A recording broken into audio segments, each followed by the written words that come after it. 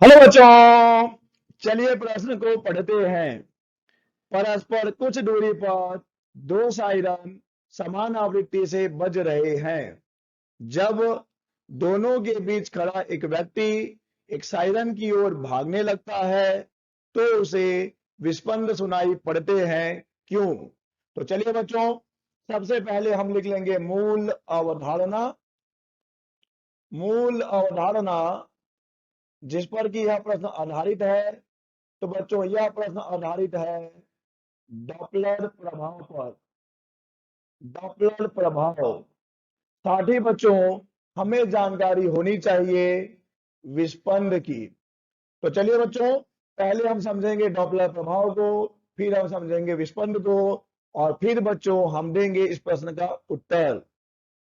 बच्चों, डॉपलर प्रभाव, जब कभी ध्वनि स्रोत और श्रोता के बीच आपेक्षिक गति होती है। जब कभी ध्वनि स्रोत और श्रोता के बीच आपेक्षिक गति होती है तो श्रोता को ध्वनि स्रोत की आवृत्ति में परिवर्तन प्रतीत होता है, और आवृत्ति में होने वाले इसी आभासी परिवर्तन को कहा जाता है डॉपलर प्रभाव।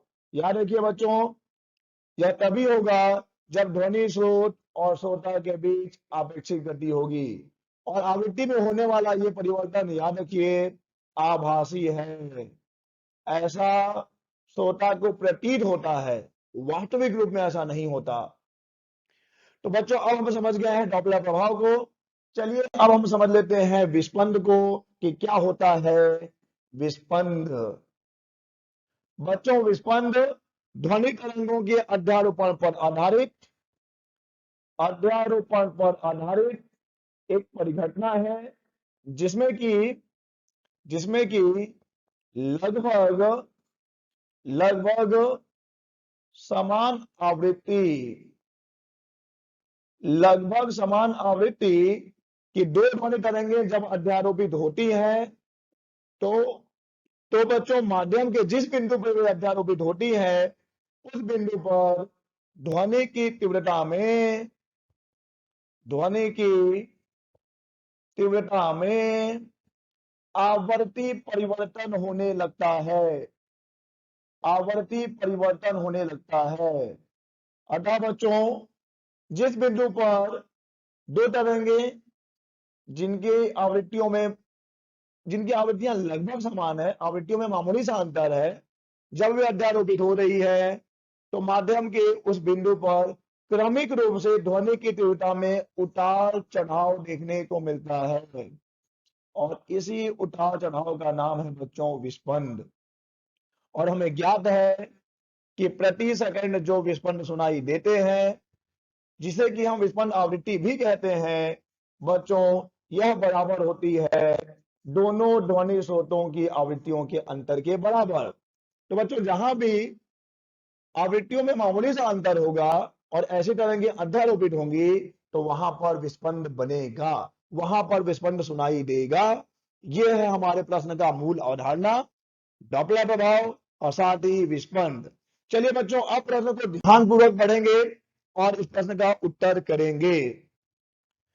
बच्चों, प्रश्न कह रहा है कि परस्पर कुछ दूरी पर दो साइरन समान आवृत्ति से बज रहे हैं। तो बना लेते हैं दो साइरन। यह है बच्चों हमारा साइरन नंबर 1, और यह है बच्चों हमारा साइरन नंबर 2। और प्रश्न के हिसाब से देखा जाए तो दोनों की आवृत्तियां समान है। मान लीजिए इसकी आवृत्ति n है तो इसकी आवृत्ति भी n होगी। और बच्चों, एक व्यक्ति इन दोनों सायरन के बीच में कहीं खड़ा है, तो ये है हमारा नन्ना मुन्ना रही और देश का सिपाही। ये है बच्चों आदमी, एक व्यक्ति।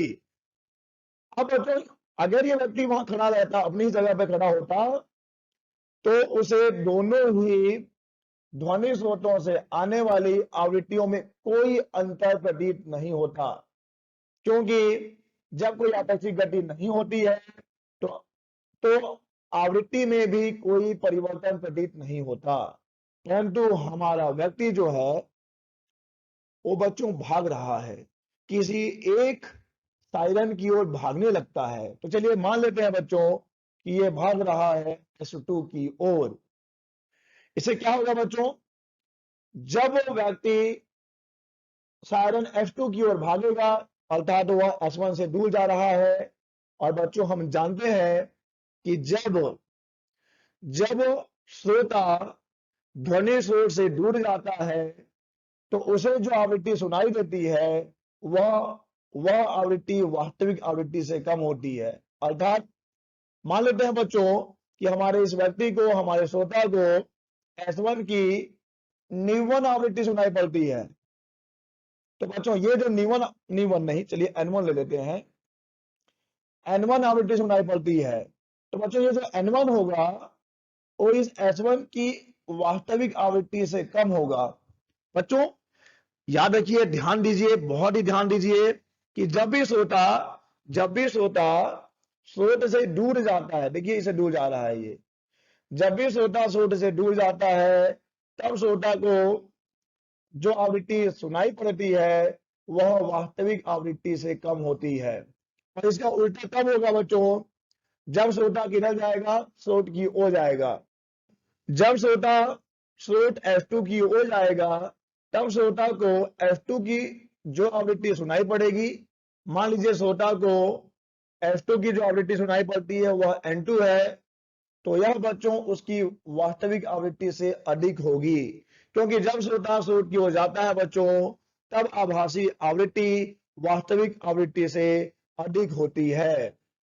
तो बच्चों देखिए यहां पर हमारे श्रोता, हमारे व्यक्ति के पास दो ध्वनि तरंगे पहुंच रही हैं। एक की आवृत्ति N1 होगी उस व्यक्ति के लिए और एक की आवृत्ति होगी बच्चों N2। और यहां पर इन दोनों ही ध्वनि तरंगों की आवृत्तियों में अंतर होगा और इन दोनों का ही अंतर होता है बच्चों विस्पंद प्रति सेकंड। विस्पंद प्रति सेकंड। हम जानते हैं बच्चों कि जहां भी दो ध्वनि तरंगों की आवृत्तियों में अंतर होता है वहां सुनाई पड़ता है विस्पंद। अतः बच्चों व्यक्ति को विस्पंद सुनाई पड़ेगा, इसमें नो डाउट है। सुनाई क्यों पड़ेगा बच्चों, तो इसके पीछे का कारण है डॉपलर प्रभाव। जब व्यक्ति S1 से दूर जाएगा तब उसे सुनाई पड़ने वाली आवृत्ति वास्तविक आवृत्ति से कम हो जाएगी। जब व्यक्ति S2 की ओर जाएगा तब उसे सुनाई पड़ने वाली आवृत्ति उसकी वास्तविक आवृत्ति से अधिक हो जाएगी। यानी कि N1 और N2 आवृत्तियां जो व्यक्ति तक पहुंच रही है उसमें अंतर आ जाएगा। और जब ध्वनि तरंगों में अंतर होता है बच्चों तब वहां पर विस्पंद सुनाई देता है। आशा करते हैं आपको समझ आया होगा। धन्यवाद।